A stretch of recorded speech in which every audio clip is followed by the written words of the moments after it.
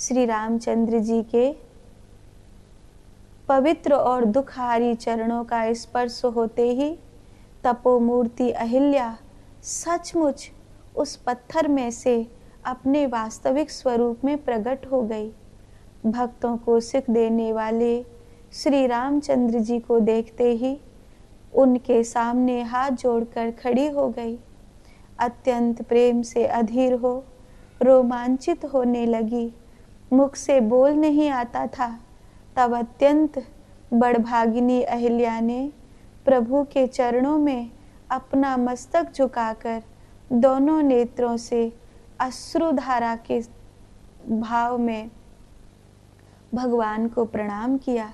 जब उसकी आंखों से अश्रु की धार बहने लगी, तब उसने धीरज धरकर प्रभु से कुछ वचन कहे। उसने प्रभु को पहचान लिया है, रघुनाथ जी की कृपा से भक्ति को भी पाया है। तब बहुत ही निर्मल वाणी से उसने भगवान की स्तुति करी। हे ज्ञान से जानने योग्य श्री राम जी, आपकी जय हो। मैं अपवित्र स्त्री हूँ और आप जगत को पवित्र करने वाले रावण के शत्रु और अपने भक्तों को सुख देने वाले भगवान हैं। हे कमल नयन, हे संसार के भय को दूर करने वाले, आपकी दृष्टि जिस पर पड़ जाए वो संसार में सबसे अधिक भाग्यवान है। मैं आपकी शरण हूँ, मेरी रक्षा कीजिए। मुनि ने जो श्राप दिया सो बहुत अच्छा किया। वो श्राप न था, वो तो वरदान बन गया।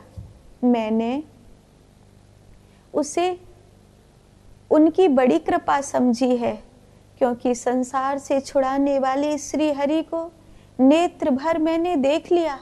अगर वो श्राप न मिलता तो भगवान मेरे घर कभी न आते। इसी को तो शिव जी सबसे बड़ा लाभ कहते हैं, परमात्मा के दर्शन होना। हे प्रभु, मैं बुद्धि की भोली हूँ। हे नाथ, मैं वर नहीं मांगना जानती, केवल यही चाहती हूँ कि आपके चरणों की रज के रस को मेरा मन भौरे के समान प्रेम से पान करता रहे। जिन चरणों से परम पवित्र श्री गंगा जी उत्पन्न हुई हैं, जिन गंगा जी को शिव जी ने अपने सिर पर धारण किया है, जो चरण ब्रह्मा जी पूजते हैं, हे कृपालु, वे चरण आपने मेरे सिर पर रख दिए हैं।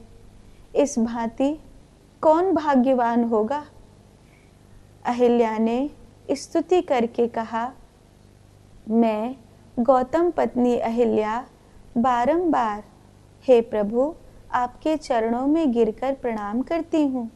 मनवांछित वरदान पाकर मैं धन्य हो गई हूँ। आनंद से भरी हुई पति लोक जाना चाहती हूँ। दीन दयालु भगवान बिना कारण ही सब पर कृपा करते हैं। ऐसे प्रभु भगवान को छोड़कर ए तुलसीदास कोई कहाँ जाएगा? कपट जंजाल को छोड़कर सिर्फ उन्हीं को भजो। उनकी कृपा दृष्टि कल्याण का मार्ग है। विश्वामित्र जी के साथ श्री राम और लक्ष्मण दोनों आगे बढ़े। वे वहां गए जहां संसार को पवित्र करने वाली श्री गंगा जी थीं। विश्वामित्र जी ने वह सब कथा सुनाई जिस प्रकार श्री गंगा जी पृथ्वी पर आई थीं। प्रभु ने ऋषियों सहित इस गंगा में स्नान किया। माँ गंगा को प्रणाम करके अनेक ब्राह्मणों को दान दिए। फिर प्रसन्न होकर वे मुनि के साथ चले और शीघ्र ही जनकपुरी के निकट पहुंच गए।